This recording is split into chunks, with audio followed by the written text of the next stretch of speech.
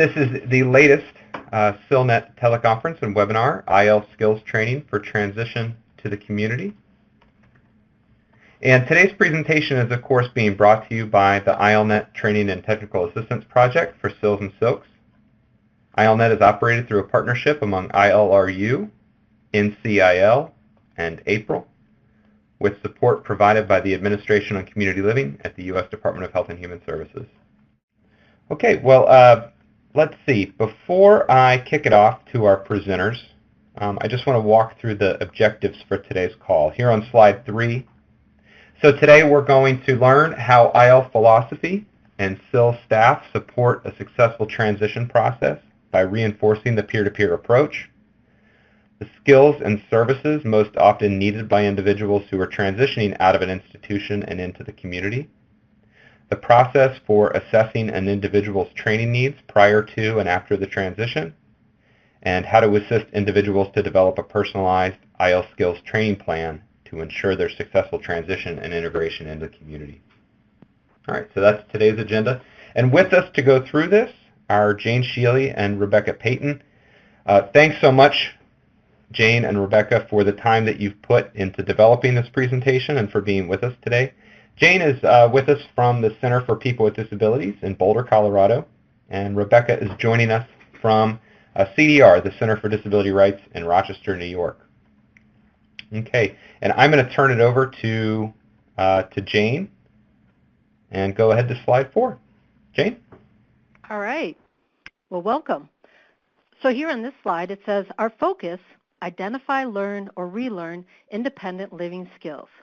So this is one piece of the entire transition process, not a global training on the entire transition from institution to community. So the ILRU offers training and classes that cover transitions in its entirety, from initial contact with the consumers, the many steps taken to assist someone to transition out of a facility and gain the support in the community. This webinar focuses on IL skills training, including assessing the individual's needs while utilizing the crux of IL philosophy and examples of IL skills you can take back and utilize in your work. Next slide. Okay, so not only do we assist the person getting out of the institution, but by building independent living skills, we can help get the institution out of the person. So if you have not heard of the phrase, we can help get the person out of the institution, but it's even more difficult to get the institution out of the person, what it means is that even though we may work really hard assisting individuals getting out of nursing facilities, the institutional mindset has been so severely ingrained in them that it's like the bars of the prison have been removed, but the person in their mind continues to remain in the institution or prison. Instead, being free of the facility and on to the next great thing, they have just moved from one room of the institution to the room of their apartment. That's where the independent living skills training is key to reengaging in life. So everyone has the right to dignity of risk. Everybody has the right to try, and everybody has the right to fail. The medical model is not necessarily comfortable with the right to fail. I've heard from numerous staff that their prerogative is to keep their patients safe. Recently, a woman who is a social worker at the dialysis center asked me how I could have the audacity to move this gentleman out of the facility. I reviewed with her that it was his right to live independently in the community, and he communicated that strongly and effectively in the facility, especially since he is monolingual Spanish speaking. Then she said to me, he could die.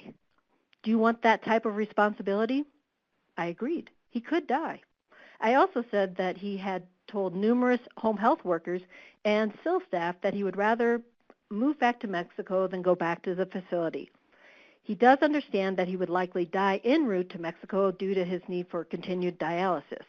So you can see the stark differences here in the medical model philosophy and the IL philosophy of dignity of risk. Next slide, please.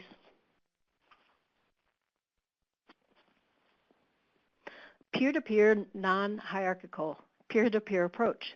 So as many of you know, the IL movement was built on peers with disabilities supporting each other, mentoring each other. The staff member's way wasn't necessarily, quote, the right way. The entire transition is built on people working together with this egalitarian approach. The transition will not authentically work if staff simply tell consumers how and why and what they must do in order to get out. It's easy to take the lead as we're in a hurry to get a lot of things done. When I think about peer-to-peer approach, I like to think of it as if I'm in the passenger seat of a car and the consumer's driving. I might offer some directions, and we know the decisions are ultimately up to the consumer. Start to rid the person of the hierarchy that was imposed since day one of the institution. So since entering the institution, the consumer has been told when she will eat, what time and day she will shower, and when it's lights out. Make this transition a collaborative effort.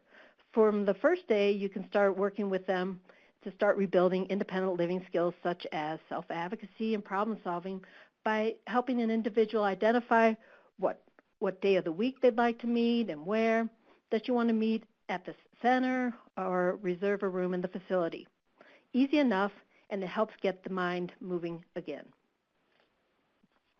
Empowerment. Listen to the individual's experience as a peer and a mentor.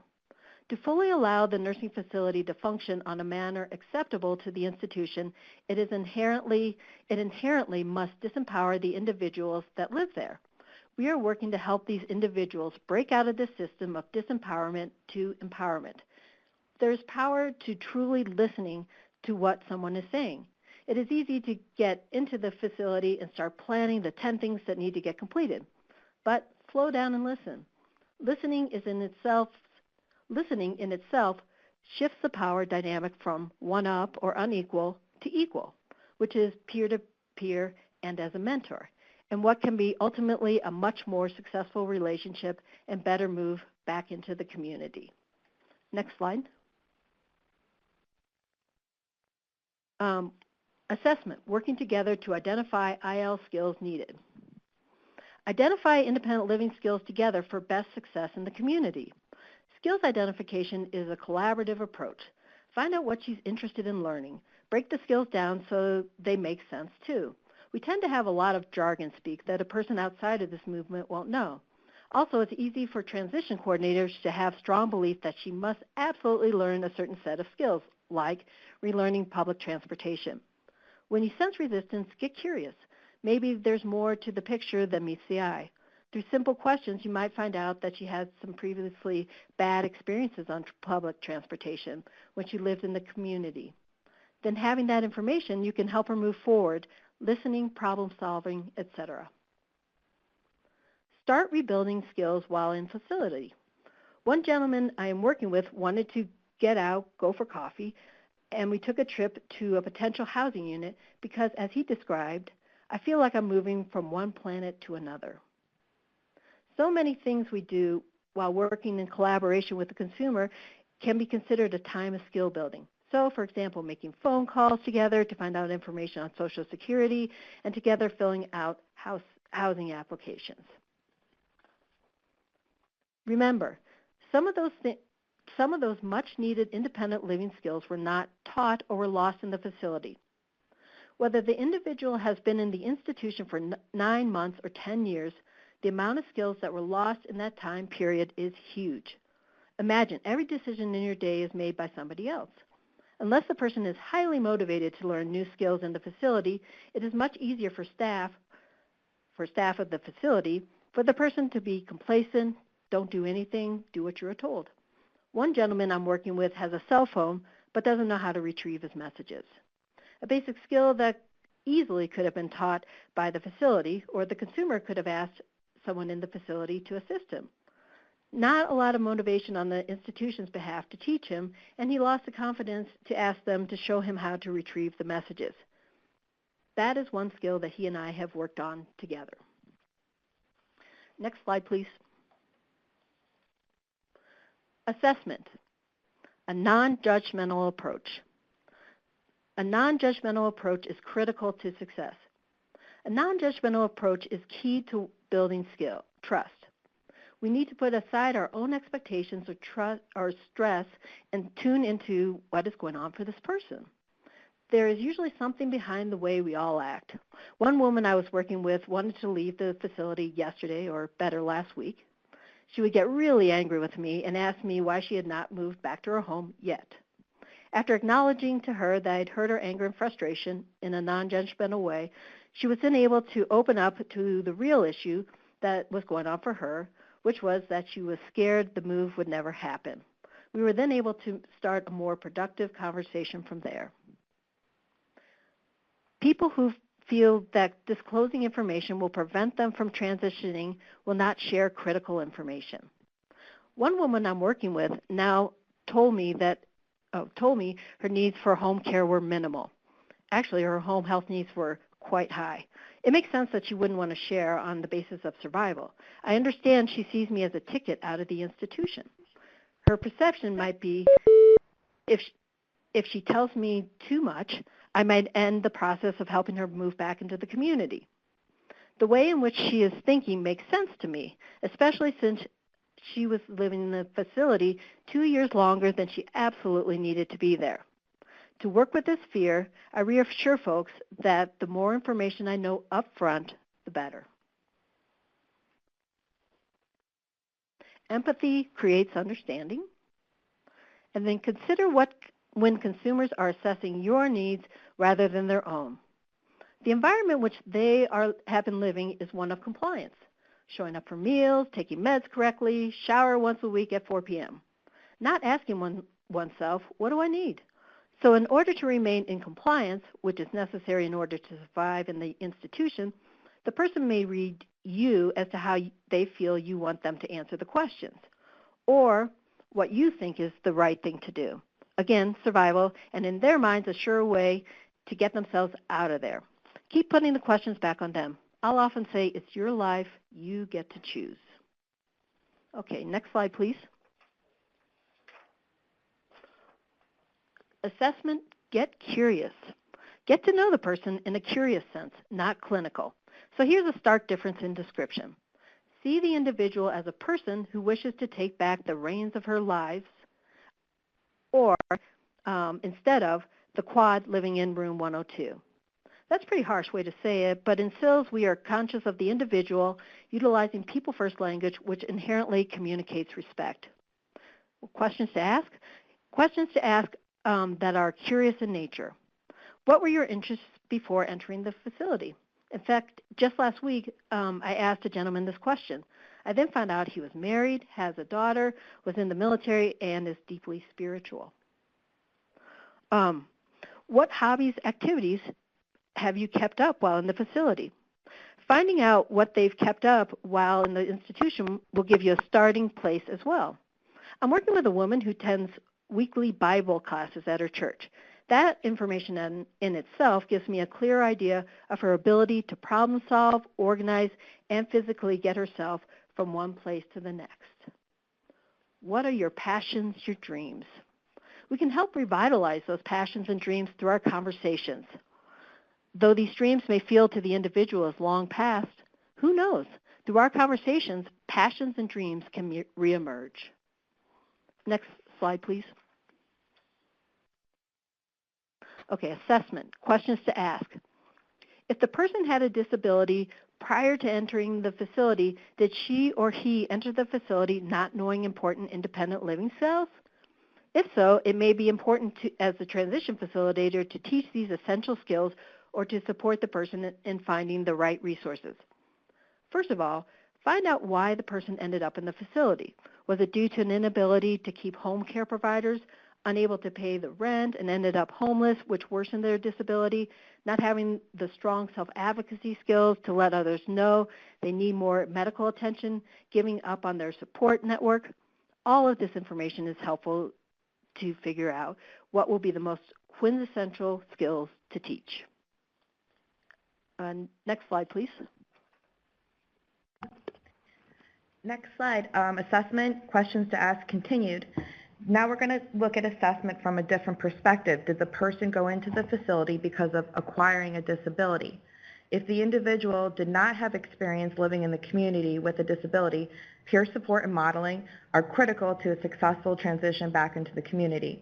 This is very, very true, and actually this part of the assessment process, we're collecting really important data that is going to help us determine what the person's needs are. This is also a time to maybe consider or introduce the peer-to-peer approach that we talked about earlier in the objectives, that can be paired with this person, and they can see firsthand from somebody who has been there and done that and has made a successful transition back into the community. Next slide, please. Assessment, getting back into the community. Plan and outing. This is a great assessment tool, and one that we really routinely use. When you plan an outing, the individual will utilize multiple skills such as planning the trip, travel skills, money management, communication skills, establishing a comfort level of being in the community, and offer you a chance to support the individual and assess what skills need to be taught. Again, an excellent assessment tool. And going back to the previous slide, if somebody acquired the disability, or entered into a facility because of acquiring the disability, this is a really important outing to plan. And to establish the comfort in the community, the comfort level, we suggest, making the outing the consumer's choice. However, you want to be prepared with some suggestions to offer. Ones that we really find helpful are outings, going on outings to the neighborhood where the individual will be living. That's a great opportunity. Maybe visit and tour the local grocery store. There are a variety of independent living skills that can be taught in an outing like that, from going and taking the tour, getting familiar with the grocery store, going over things like, how do you know the produce is fresh? Can you read a label on the food products, and what's the expiration date? All to things as it's like checking out and being able to use the debit card, which we know can be quite confusing these days, especially if you've been in a facility for the last year or even more. You have to insert the card into a machine. It's very complicated, and doing these things prior to the transition are so important to enhance the person's independence and teach independent living skills. Next slide. Teaching independent living skills, utilizing situations that arise organically as much as possible.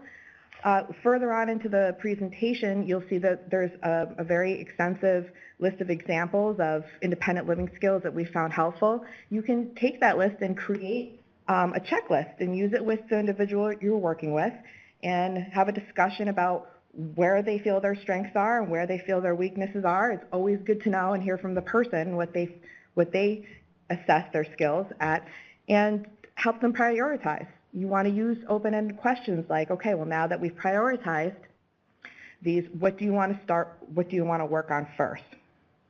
Acknowledge that the skills you may want to teach may not match up to what the person wants to learn. And again, that's a great opportunity for discussion, like Jane was saying, finding out why they might not want to work on something, why they might be avoiding it. But because you've collected all this data in the assessment process, all this information, this will give you a good clue about maybe some discussions that need to be had. Maybe we need to talk about household management because you wound up in a nursing facility because of a fall. Teaching in the moment when you don't have the luxury to prioritize. As the needed skills become obvious, take time to teach or reteach the skills. What I take here is don't get locked into a rigid plan. Definitely take the advantage of any opportunity to understand the person better and for the person to better understand his or her needs, and to teach, reteach, and then strengthen those skills. Next slide.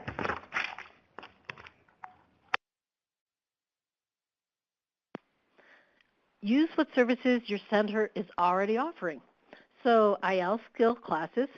So many centers already have great things going on. Check into classes and see if they match up with what your consumers are needing. Peer groups. Find out what peer groups your center has going. Peer groups are great at allowing individuals to gain a feeling of something bigger than themselves. Seeing people already living in the community or in their own apartments can be inspirational for the person still living in the facility. Also, they can be mutually inspiring for folks already living independently to witness and support someone who is trying to transition out. Individual peer mentoring. If your center already has peer mentoring, you can match the consumer with a person who already transitioned out or a person whose disability reflects that of the person who is living in the institution. Okay, next slide, please. Peer-to-peer support mentoring, overcoming learned helplessness. So learned helplessness can actually happen quite quickly during institutionalization and is much more ingrained in one's mind the longer the stay is. The more someone has had no choice in daily decisions, the less they believe they are capable of making these decisions on their own.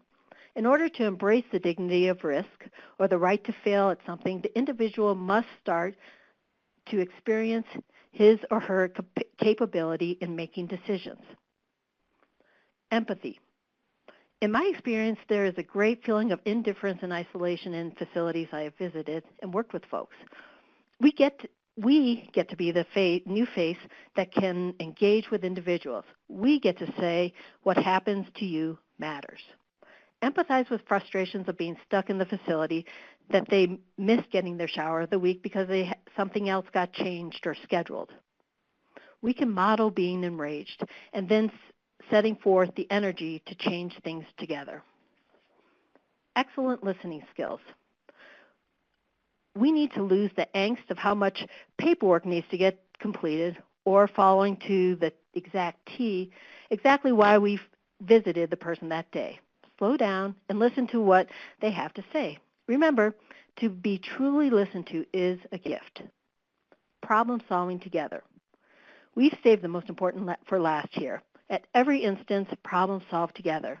Anytime the individual has an opportunity to make a decision, let them do it. When I work with folks, decisions are often put back on me. You decide. I'll put the choice back right on them, and I'll say, well, you're the one moving out, or this is your life, or let's figure this out together. I've noticed within the confines of the institution, it's easier for the person to figure out what to do. It is their domain. For example, recently, when working with one gentleman, we had to gather a bunch of paperwork from the nursing facility. Easy enough to do to go to the office manager who has all those documents. When we were figuring out his meeting with the local housing authority, that was much more difficult. But we broke it down the logistics a number of ways. What he needed to take to the meeting, its location, transportation, time of meeting. And so the next day he successfully attended the meeting with his sister. Next slide, please. Approaches to IL skills. One-on-one. Many of us feel much more comfortable learning things individually. Our center is about to start a peer mentoring program, which I know many of you are already doing, where a person who has transitioned out meets with the individual who is working toward getting out. Our consumer met with a peer mentor at a local coffee shop where the consumer actually used to work and discussed how the peer mentor manages his home health services now in his apartment in the community. Modeling doing it together. One gentleman I worked with a ways back really struggled with anxiety. He remembered he had taken the city bus before but had forgotten how to since residing in the facility for 7 years. We took the bus together to the Social Security office to help figure out his benefits. Doing this together seemed to help him remember that he did know how to take public transit. Bring a class to the facility.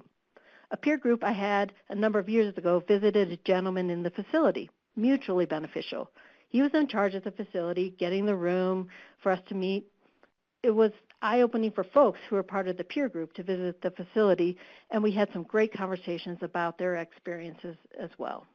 Next, that's the same slide. Work with the facility. It's hard with facilities figuring out how the person can start taking their own initiative. Since the facilities do everything, it can be tricky figuring out what they are willing to allow the person to do for themselves, and there's great concern around liability. One person we were working with started requesting her medication while the facility instead of the nurse telling her when it was time to take her medication. So she was asking them herself instead of them telling her. We worked with another facility so that a consumer could call the paratransit for himself for transportation instead of depending on them to do it for him. Again, it can be tricky, but with the consumer's motivation and your advocacy and a facility that's willing to work with you, then these adjustments can happen. Next slide. Okay. Here we are, questions. Thanks, Jane.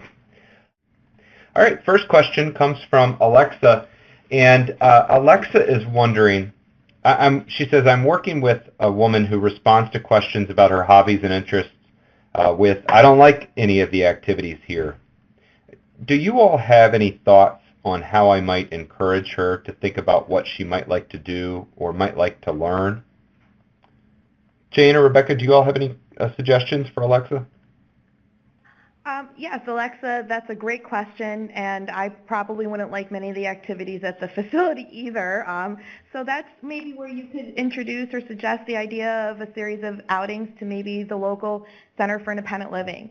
Some centers offer some independent living classes, like Jane mentioned, some peer groups, or even have events like we had a Thanksgiving dinner and we were working with somebody fairly in the beginning stages who's in a facility or institution, and that was a great opportunity for her to get out and to socialize, and from there she kind of gave us clues. She talked about what she liked and her background and her experiences, so more of a natural, again, that natural setting to get to know someone versus in the facility. Great. Thanks, Rebecca. Okay, and Kathy, one of our participants, suggested that she said ask her what she likes to do and what she did before she went into the facility. She said even a skilled nursing facility can set up a small garden for people. And Alexa said that's kind of the crux of her question. She returns to her focus on how bad the activities at the facility are, and Alexa said, it's like she needs some help breaking out and kind of finding herself in her interests after some time there. So. Okay, good. This is Rebecca. Oh, Tim, this is Rebecca. Again, Yeah. Just to reinforce, I think that's why it's planning the outing is a really great assessment tool, and it's an opportunity for that person to get to know them, like I said. And when you're trying to find out interest in the institution, that can be difficult. Yeah. Okay, good advice. Thanks. All right, we got plenty more time for questions. I'll wait to see if any more come in. Again, you can type. Oh yeah, Jane, go ahead, please. You have some advice for Alexa? Sorry. No, I was really just going to add on to what Rebecca said. I think it's a great idea. As much as you can help people get out of the facility doing activities, especially folks that are planning to leave the facility and move back into the community. What a great way to get started by, like Rebecca was suggesting, going to the center or just doing some real activities and get some real life experience. So good. All right, thanks, y'all. Okay, Kathy has a little more advice. Kathy says, dig deeper, find out what she's upset about, what she's angry about. She says, I worked in a SNF that had a whole range of I don't and I can't. It may be that she has a valid point if all they do is sit around coloring or playing cards. If nothing else, she might need time to adjust to a physical or emotional point in her life. The folks from Disability Rights and Resources suggested add IL skills into the nursing home care plan to keep staff accountable for allowing the consumer to develop their skills. That's great. Kathy is wondering if someone wants to go on a real outing and needs an aid, will the facility provide an aid? Jane or Rebecca, any experience with facilities providing a PA for folks when they travel outside the facility? This is Jane. It's been more in my experience that when we do an outing, the individual just comes by himself, herself, with the support of the SIL. So I have not had a facility that has actually provided an aid. And this is Rebecca, and my experience is the same as Jane's. There's usually no one from this facility accompanying the person, and oftentimes that's better. And this is a great opportunity to practice independent living skills, learn practice on attendant management, which we'll go into later. I mean, let me know what you need, How about transportation? any luck getting facilities to provide transportation for those, even if they come by themselves? This is Jane, and yes, I've had luck with facilities providing transportation to like our center or another outing. So yeah, they have provided transportation before. I mean, again, Great. you know, it's kind of a cross of philosophy. I mean, it's great having the person be able to work with maybe the city on getting transportation or something like that, but it's really nice when transportation just comes through easily, as that can be a big barrier. That definitely can be. We're fortunate we have accessible vehicles at our agency, so we often utilize those. We don't normally have a lot of luck with facilities providing transportation, in my experience. Okay. Okay. All right. A few more questions rolling in here. Alexa says, have any of you run into facilities saying that people need so much care they can't transition out? We see nursing facilities try to argue that people wouldn't be safe without a Medicaid waiver and try to prevent us from seeing them at all. This is Jane. Yes, I've multiple times I've had folks in facilities say that this person can't possibly live out on their own again. And so, you know, it's really, through my experience, it's really been sticking with the consumer and what their needs and what they are expressing. They say that they want, you know, while the facility is saying they can't possibly do this, because it's the individual who can figure out what they want for his or her own life. Yeah, and lots of participants echoing the same. Anybody who's been doing this for a while has heard that a lot. And yeah, it's important just to educate them and keep doing what you're doing. Tim, this is Rebecca. Yeah. That's very, very common type of message from the nursing home, but it's important also to note that, you know, people can receive 24-hour services in their own home in the community.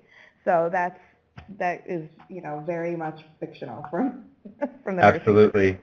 Absolutely. And I would just point to some of the other resources that we have on transition in general. You know, we've done the ABCs of Nursing Home Transition, which is a multi-day training for a number of years now, and we keep updating it and improving it. And both Jane and the director of Rebecca's Center have presented on that. That's an excellent resource for those of you that are wondering about the broader aspects of transition strategy and working with facilities. Those materials and even live video of the presentations are on ILRU's website, so I'd encourage you all to check them out. Okay. Let's see. Jody has a question that says, I have a question. How do we get the nursing home to work with individuals on the activities while they're in there to get them involved? Most don't have that for people that may be deaf or have a disability, not able to use their hands. So what have you all done to work with nursing homes to get them to make these activities accessible and work with people while they are there?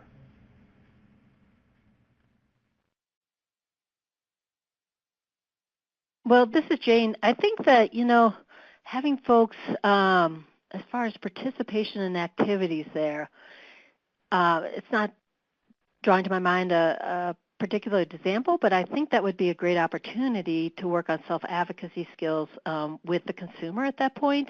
You know, how do they want to be able to tell people, hey, I really want to partake in this activity, although it's inaccessible for me to get there, you know? So I think together with the consumer and myself, I would want to be able to talk with the facility or it would support the consumer in doing that, you know, themselves. Good. Yeah, and some of our participants chiming in as well. Nicole encouraging folks to look at the OTs, the occupational therapists in the facility, as a resource to help folks with the skills they need to transition. Maybe an ally that you could set up depending on you know, the OT and philosophies that you find at the facilities in your area. And others just talking about, you know, the fact that the importance of educating the facility on 24-hour care and developing a plan and letting them know what's involved. And Kathy echoing some of these concerns and just saying, doesn't the law require accommodations? Shouldn't they be able to request an interpreter? I agree. And she suggests if they're not getting the activities they want, call the ombudsman and submit, help the consumer to submit a complaint. Great advice. Good. Yeah, the folks from Disability Rights and Resources offering, sometimes you have to fight to get the facility to do it. Of course, we know that's true. They also suggest trying to get an AT device to promote independence. So again, I mean, that's really the role here, is to push the facility and to educate the consumer, on their rights, and to help give them the resources and the confidence to push the facility while they are still there to provide some of these activities, AT, and to give space for the person to learn what they need to learn before they move out. Kathy says in New York State there are peer mentor programs around through the MFP program, the Money Follows the Person program. She said it's called Open Door there, so that might be a resource. Again, state dependent, it might have a different name, but that's a good advice. No, that's great advice, Tim.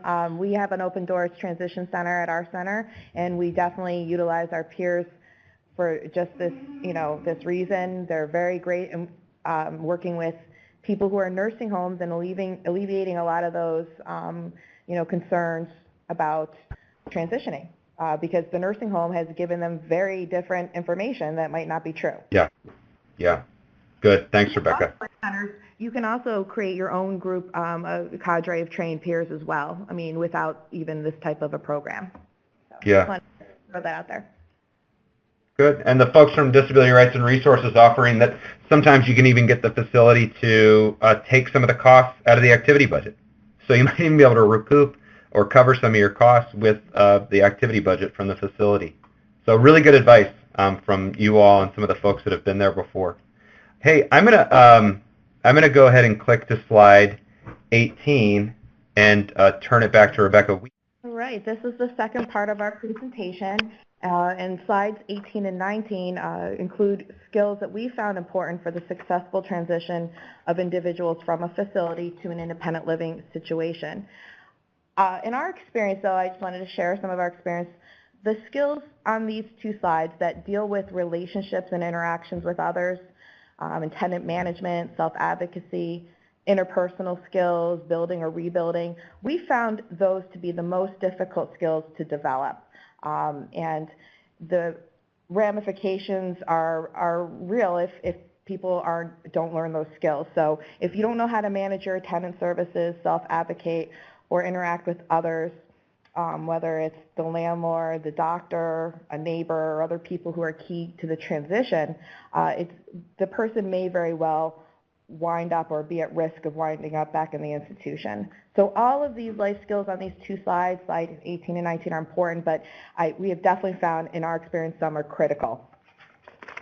Next slide, and please.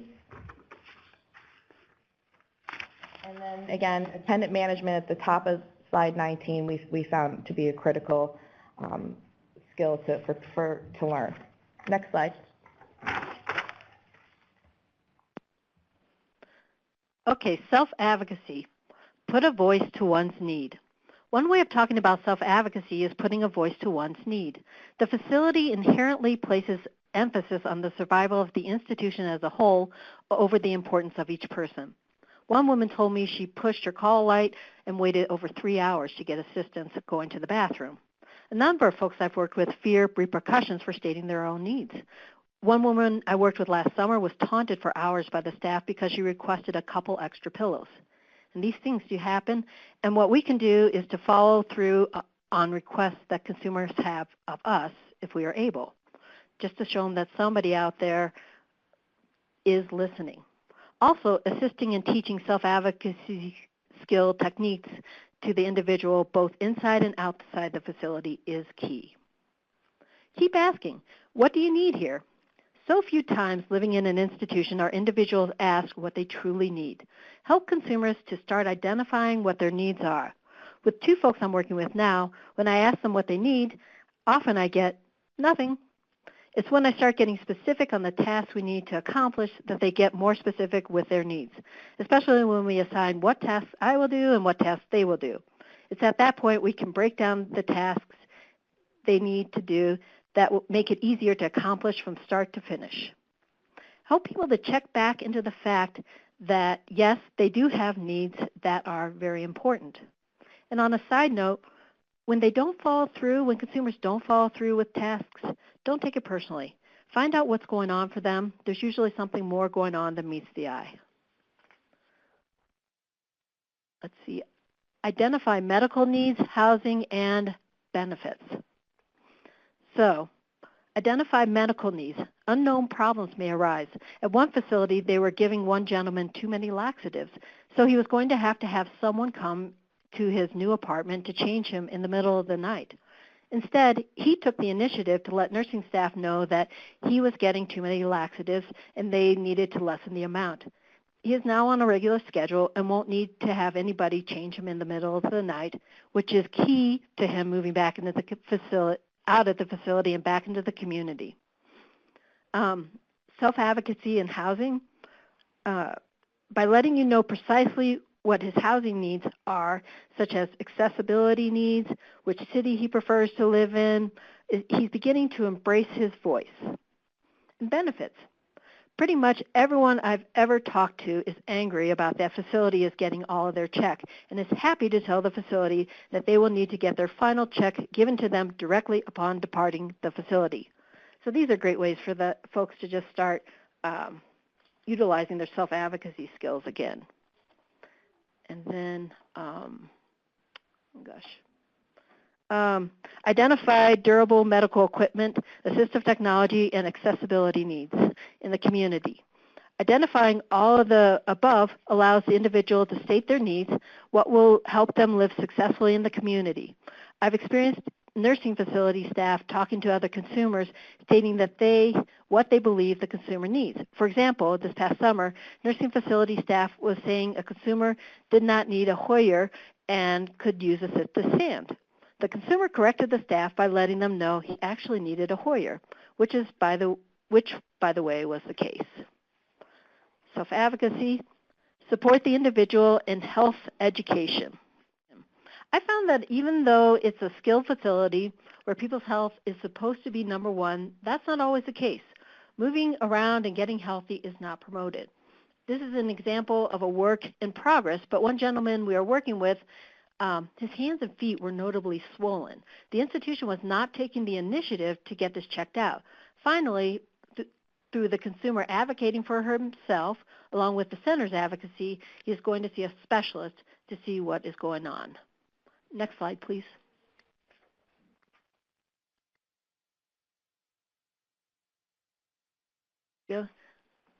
Self-advocacy continued. Provide support in making their own phone calls, writing emails, etc. for resolving personal situations. Use application processes and SAFUs with benefits, housing applications, etc. as teachable moments. Okay, so frustration can build when problems occur, though we as transition coordinators know that moving from the facility back into the community is working through numerous setbacks. I found it important to work with the frustration that arises and be able to show the consumer that they will reach the other side. A problem currently in our area is a shortage of CNAs.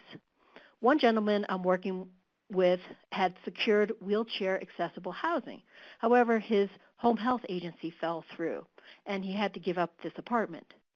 So together we've been calling home health agencies, and finally 2 weeks ago we found a new one that is opening up and will be able to provide home health services. He was thrilled, and we could see that even though there was such a disappointing setback, things are moving forward. Now we are moving on to looking into wheelchair accessible apartments. Support them in arranging their own transportation. Coming to your center, let them take the lead in arranging the transportation. Encourage the person to register to vote. Some of the facilities in our area are getting better about giving people the opportunity to register to vote. Be sure to ask if consumers are registered to vote, if they want to register. It's a great way to put voice to issues they care about. Introduce them to ADAPT. One woman I worked with had a strong heart for civil rights. I told her about ADAPT, and so an ADAPT member visited the facility, and they talked about what ADAPT was and her possibly attending an ADAPT meeting. Offer advocacy classes at the center. Self-advocacy, systems advocacy is one of our core services. Even if it's just a one-time class, the initial class can be thought-provoking and put into context and understanding of why the work the two of you are doing is so important on both an individual and systems level. Next slide, please.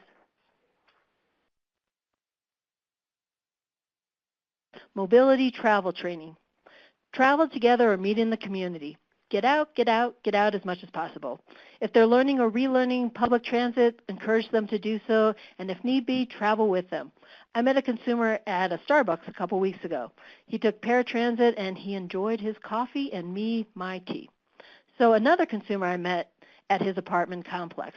He arranged his own transportation as well, and we traveled around the neighborhood where he would soon be living. Make a stop at the facility and bring a person along from there. One center had a class that went to the facility, picked the person up, who then joined them on their outing to a local park. And it was a very successful outing. It was kind of neat just for the whole class to come, and then, for the person to come from the facility, they pick them up and moved on to the next activity. So that was really neat. Teach or refer for vehicle transfer skills. All mobility training is important, but especially if someone is newly disabled, helping them gain the skills for vehicle transfer is key. Even if the person is not newly disabled and transferred to their vehicle previously, allowing them to practice this skill is really important, and psychologically, both physically and psychologically, toward regaining their freedom. Okay, next slide, please. Money management. Teach skills in putting together a budget. Look, I don't know how many people who love putting together their own budget, and for someone who has had everything done for them for a year or 8 years, setting a budget can feel overwhelming. And it's a great way to start picturing life outside the facility. What goods am I going to need to live on? And of course, it's necessary and practical. Many folks I've worked with have been resistant to putting together a budget. Surprise, surprise. I've found a good deal of the time it's because they haven't had to deal with their own personal funds for so long, the concept seems foreign.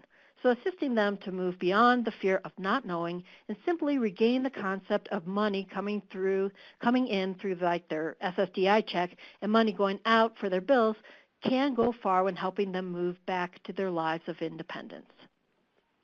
Support the person in opening a bank account. Offer to go to the bank to open the account.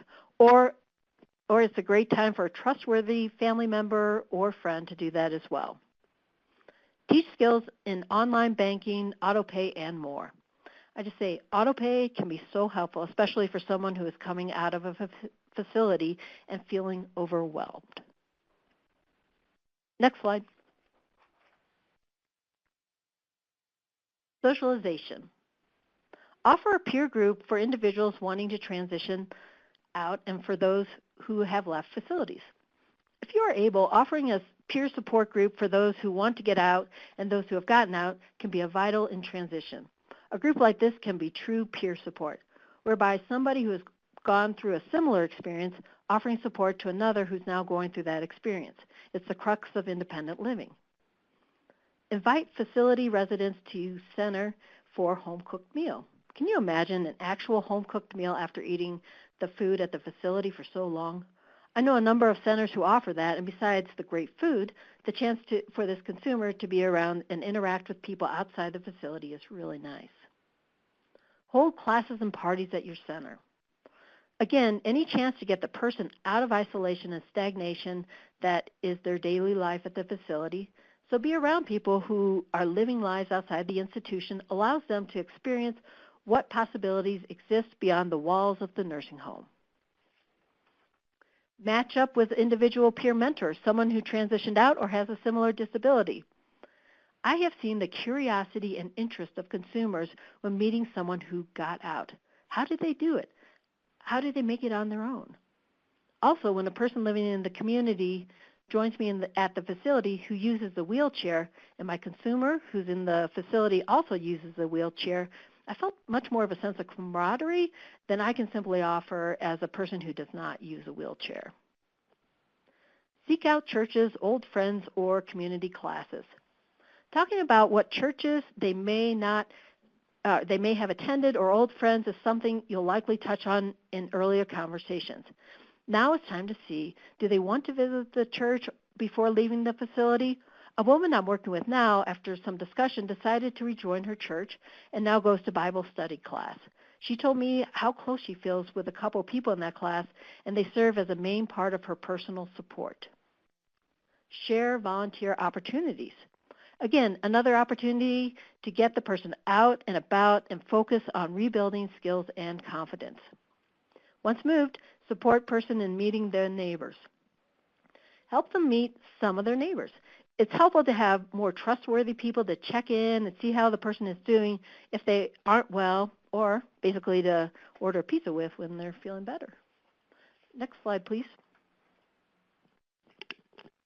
Interpersonal skills rebuilding. Acknowledge grief of leaving facility. We do so much celebration about leaving the facility. It's also absolutely essential to acknowledge the grief of leaving as well. This past fall, I was with one of my consumers when he was set to go.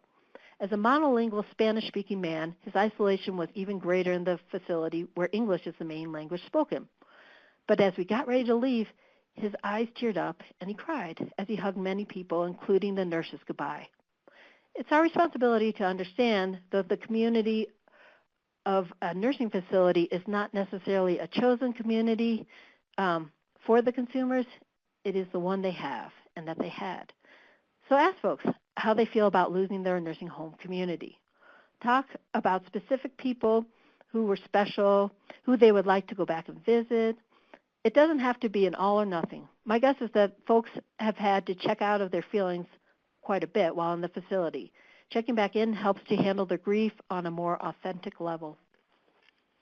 When relevant, refer for substance abuse support groups before leaving the facility. Working with substance abuse groups prior to leaving can really help build numerous skills, including self-awareness, taking responsibility for one's actions and reaching out to other community members, building community that will be vital to remaining in the community once they have moved out. Suggest person invite friends from facility to new home. Help bridge the relationships from facility to home. See if consumers want to invite friends from the facility to their new place. They can simply order or have coffee, make puzzles together, sit around and chat, watch the football game, but it's a nice way to bridge the gap. Talk about the adjustment of living alone. As much as this is a wanted change, it's still a big change. From the community at the facility being right outside their room to now being by themselves in their own place. Have conversations about how the adjustment is going. What would he like to do to create community? Discuss family integration or lack of family integration issues. Does the consumer want to reach out to support a family? Think of ways to get back in touch with these folks.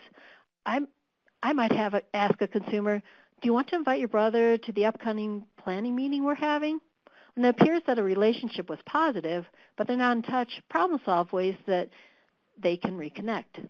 A number of years ago, I worked with a gentleman who was really wanted to get back in touch with his son, but he was embarrassed to contact him because it had been so long. But by validating that it may be worth trying to get back in touch with his son, he was able to do so, and it turned out really well.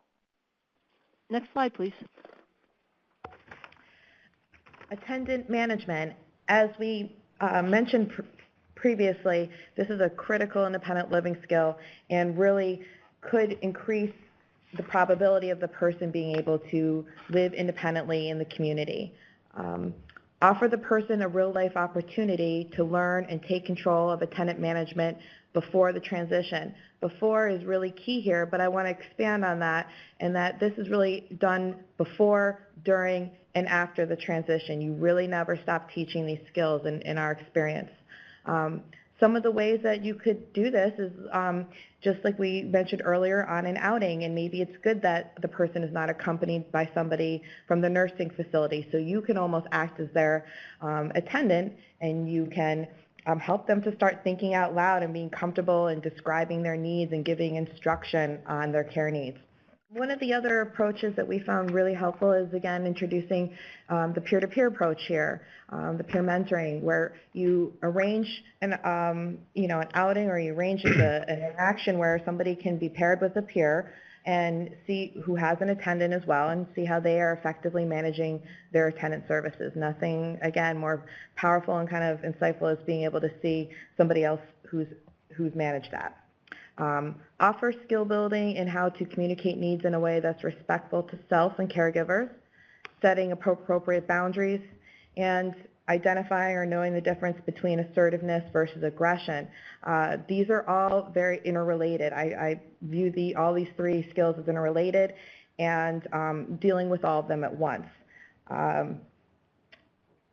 Again, the difference between assertiveness and aggression is a fine line, and it's why it's very important to teach and model it, even in your interactions with the individual or when you're out and about together. People watch each other. Assertiveness is, not raising your voice, being firm with what you want, and explaining what you need. Aggression is quite the opposite. It might be yelling and threatening, which is really going to it's going to negatively impact your attendant services. So, and I can't, again, tell you how many times this has been a huge problem for people who are either transitioning or trying to remain in the community. Next slide, organization and management of priorities and schedule. These are some examples of things that are priorities and need to be managed and scheduled. Offer skill building in how to order and pick up prescription medications. Keep appointments or call if consumer can't make the appointment. Again, this is where it doesn't hurt for a little role playing here. You can be the doctor's office, and the consumer could be calling to schedule an appointment, reschedule it, simulate some situations here, some scenarios. Very, very helpful. Maintain a calendar for medical appointments and attendant care. I suggest actually developing that calendar. Again, the more you can get people engaged in the process, the more successful the transition will be. So actually, like I said, develop or create the calendar of the person's medical appointments and their care plan, their attendant care plan. Another thing that could be done here is regarding ordering and picking up prescription medications is planning an outing, go to the local pharmacy where the person's going to be getting their medications, introduce them to the pharmacist so they can talk to the pharmacist and get to know the pharmacist. These are other opportunities to practice those interpersonal skills, which we said are so critical to the successful transition. Next slide, please. Community resources. This is sharing information and resources on practical resources, such as the local Social Security office, the person's bank, food banks, food delivery services. Community engagement resources are, what people's interests are, churches, libraries, clubs. But community resources, what I wanted to reinforce here, are what's going to connect the individual with the outside world, and that's really going to have a huge positive impact on the transition. The more resources and the more community supports that people have, the higher probability that they'll be able to live independently. We're back to community engagement resources, though. This is an opportunity to find out, like we've talked about earlier in the webinar, does a person have a hobby or an interest? And from there, it could be a springboard for actually joining a club, quilting, bonsai, sports fan. But the important piece here is for the person to be able to meet people with similar interests. Next slide. Skills for safety and survival. Well, I kind of at first put this up with money management, It's really not fun to go over this, but it's so important. You never know when these things, these natural disasters could happen. And this kind of skill building needs to happen before the transition. They need to have these things in place before moving in. Okay. Offer skill building in how to obtain weather and disaster alerts. A lot of people can get these alerts on their mobile phones now. Create an evacuation plan. Again, not just talking about it, but actually creating the evacuation plan, creating an emergency list. That list needs to be done before moving in. Communicate with first responders. Again, here's where a little role playing could be very helpful. If I were a first responder, what would you tell me? There's also some things that we can do prior to moving in and contacting your local emergency responder and having information that's really critical to your situation being put on file. So when that disaster occurs, emergency responders know how to deal with it, and know how to, to deal with your situation. Identify and access disaster shelters. We need to research if the shelters are accessible ahead of time. Also, there's things to think about with the climate changes, extreme cold, extreme heat. On a smaller level, what if your power goes off? What if you're charging your power wheelchair? Do you have a plan in place, like a manual wheelchair as a backup? What if your air conditioning fails and it's 98 degrees? How do you keep cool and hydrated? These are all things that should be part of the plan. I don't know, if you're from New York, you remember Hurricane Sandy, where a large number of people with disabilities were trapped in the high-rise buildings, and so you just never know. These things do occur, and it's important to plan ahead of time. Next slide, household management, safety routines. Again, these kind of might seem a little mundane, but they're very important. Maintain smoke and carbon monoxide alarms. And I think the important thing there is we actually check the smoke and carbon monoxide alarms when we're visiting our consumer's place. That just reinforces, if people see us doing it, reinforces the importance of these safety routines.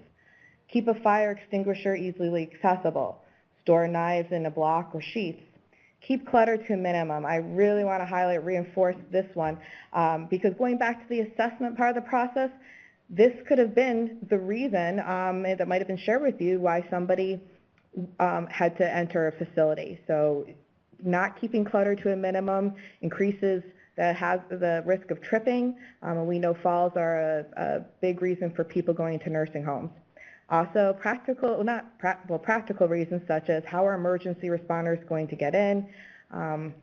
This is just a very important one.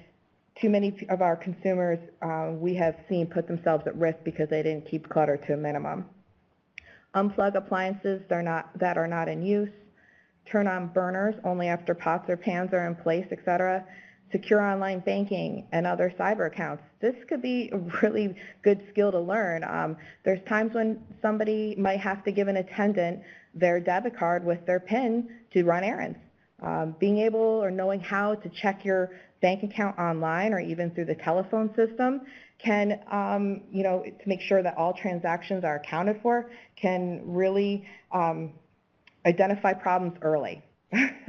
In cyber accounts, just keeping all of your personal information and your passwords in a safe and secure place. Household management, next slide.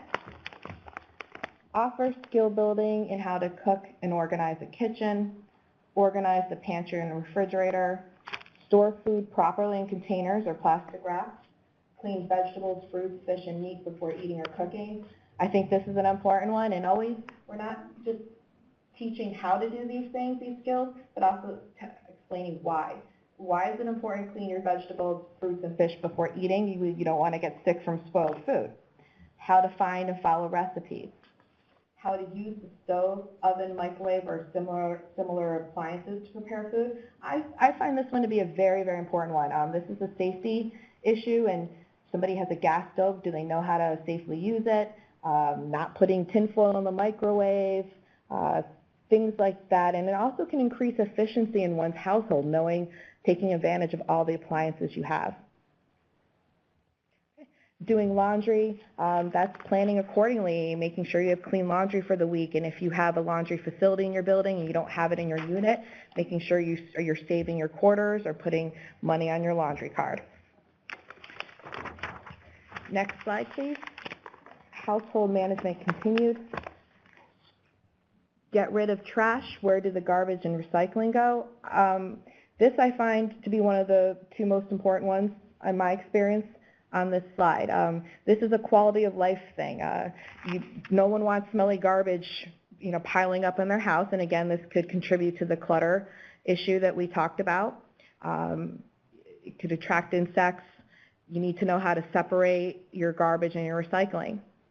Take care of floors, sweeping, mopping, vacuuming, and shampooing rugs as needed. Take care of furniture, dusting and polishing as needed.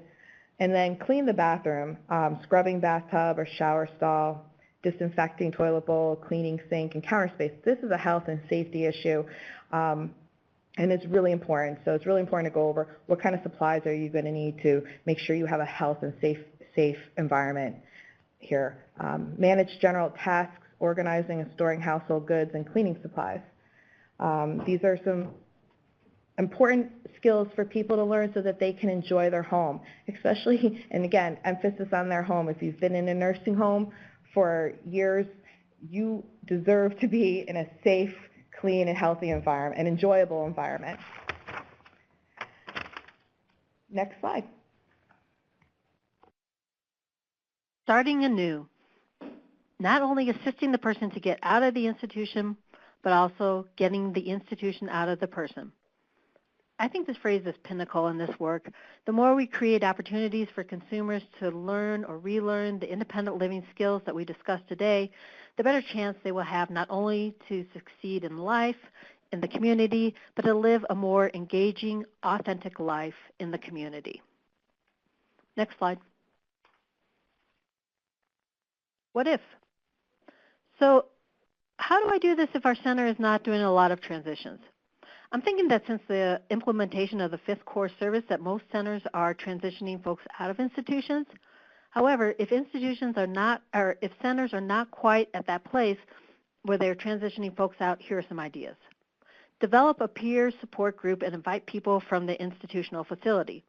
Let the social workers at nursing facilities know what groups you are having and ask her or him if there is a place to post a flyer or speak directly to folks he thinks would enjoy your group.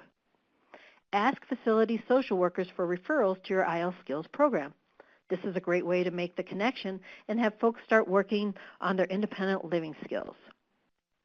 Offer to do a group at the local facility. Join one of the resident meetings and bring in prevalent information, or join a ice cream social. Ask your local ombudsperson program for referrals. Local ombudspeople generally have a pulse on what's going on in facilities and are a good resource for finding referrals. Next slide, please. Okay, that brings us to our final Q&A. Thanks so much, Jane and Rebecca. Nice job. All right, so we'll open it up for questions. Okay, so I've got some questions that rolled in while we were talking. And let's see. Alexa asks, regarding budgeting, does anyone have ideas on how to help people who have accumulated debt while in the facility? I hear a lot of, how do I fix my credit when the facility takes my benefits? I'll start with you, Jane. Jane, do you have any advice there? Wow, that's a good question. I don't have anything off the top of my mind. Do you, Rebecca?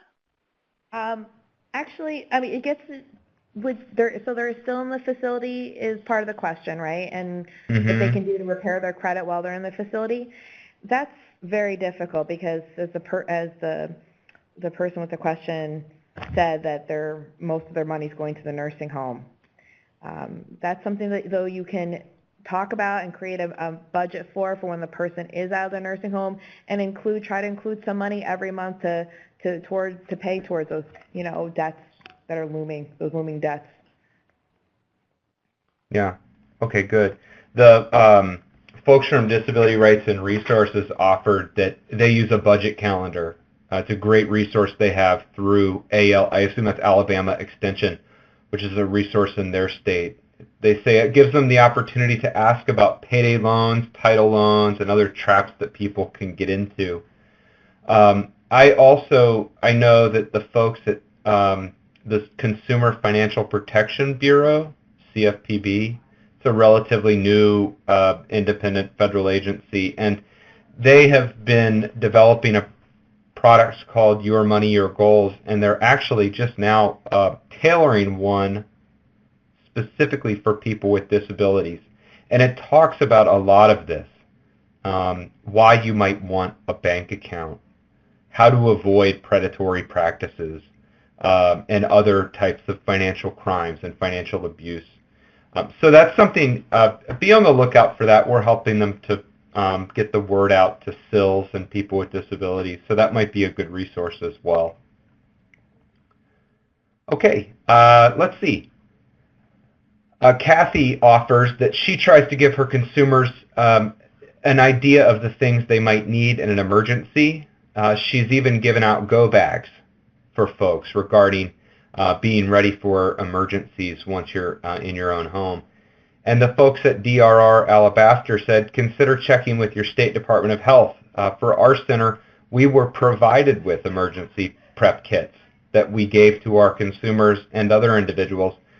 She said they also did an emergency preparedness presentation. So good idea there. Julie's wondering how much time is provided in a typical transition. What's the average hour spent on a person per day when you assist with this kind of stuff? And the average amount of time until they're successful? A year, question mark? Well, we know it depends, but how would you answer that, Jane? Oh, gosh, you know. Did you want to say something, Rebecca? Oh, yeah, I was just going, that's a really neat question, too, but it really does differ. Everyone is unique. Every plan or transition plan or will be different. But it is often ironic that some transitions that you suspect will be very quick and easy wind up taking the longest and being the most challenging, and vice versa. Yeah, and I found, this is Jane, I found that, there might be a part of the transition that it's just like a lull, and there's not a whole lot going on, then boom, there's 5 different things that you're dealing with all at once. Some things with housing come up, or you're looking into a home health agency, or maybe working on some independent living skills training. So it really fluctuates. Okay, good. And then, yeah, the time of transition, really depends on the individual. I up front will let the person know that, this can take up to a year or more. So just to get that person's, sight, understanding that it's going to be a longer process than tomorrow. Yeah. Right, and after you do the assessment, the kind of needs assessment with somebody and the initial assessment, you can kind of, right, like you said, gauge and let that person know when you're experienced what this transition will look like in terms of time. Yeah. Similar question from Alexa. She's wondering, in your experience, how long it can take to acquire different levels of skills. And I take a shot if you'd like. I think that might be difficult to answer in general, Alexa, but if you want to ask here or follow up later in regards to specific skills, I'm sure we'd be happy to put something together. Alexa also passes on a question from Doris at her center. Doris asks, do any of you all offer pre-transition independent living skills classes before someone's fully committed to making the transition, and then move to more intensive skills classes while you're in the transition process? Do you all do any preliminary work like that with folks that are in the facility? Yes. I just... Oh, go ahead, Jane. Go ahead. Please. I was just going to say, I just love it when folks actually come to classes, or I can help get them involved in the community, as far as like our center offers some classes on how to keep your housing. We found over the years that we've actually been able to acquire some housing vouchers, and people get into housing, but then they lose the housing. So something like that is great when we can offer it. And doing that at different levels, whether they're, fully ready to go, commit to the transition or not, I think it's great when they can get out and engage in those kind of classes. Okay. That's great. Rebecca, what were you going to say? I was just going to say that a lot of we don't necessarily have formal classes. Our transition coaches or our IL team as a whole, it's a team. It's always a team approach. Are providing these independent living skills pre, during, and post transition. Okay, great. Okay, Lavesta asks, I'm a new staff member and my center is still growing our transition services. To learn more about the step-by-step process and logistics, would you all recommend the ABCs of nursing home transition? Is that where I should start? And Lavesta, yes. I think that's a great place to start. Sharon Finney from ILRU shared the link to those materials earlier in the call, but you can also get them on ILRU's website, and there's Sharon. She just shared them again.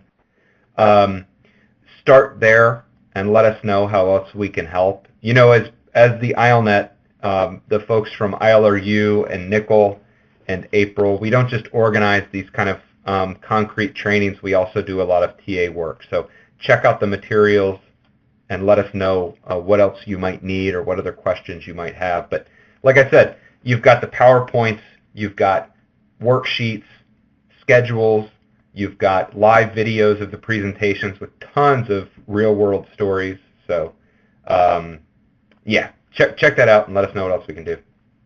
I'm going to go ahead to this slide 36 here. And here's that link to the evaluation that I mentioned at the beginning of the call. I know some of you are in small groups, but if you could fill this out as an individual, we'd really appreciate it. We want to hear from each of you. Let me see if we can sneak in this one question since we started a couple minutes late. This person says, we have a situation where the administrator of the nursing home is also the guardian. And isn't this a conflict of interest for the consumer? Wow. Jane, have you ever run into anything like that? Do you have any advice for them? Wow. That's amazing. Yes, that's a conflict of interest. In my perspective, it is a conflict of interest, especially, how is that for that individual who's trying to get back out? If they do want to get back out. So, yes, I do see that as a conflict of interest. You should have local ombudsmen that you can talk to. They are the rights, people that can discuss the rights of consumers that are living in nursing facilities. It might be a good idea to talk to them about that. Great advice. I agree with Jane, definitely. Mm-hmm. Okay, great. Well, thanks for letting me sneak that in. It's a little after 4:30 on the East Coast here, so I'm going to start wrapping up. But Jane and Rebecca, thank you so much. Really good advice, and I appreciate the work that you all have put into this for the last couple months and weeks to get us ready and to share your experience. So really, my sincere thanks. And to all of you, too, for taking time out of your day. Thanks so much for joining us today, folks. We're going to go ahead and close. I hope you all have a great afternoon. Bye-bye.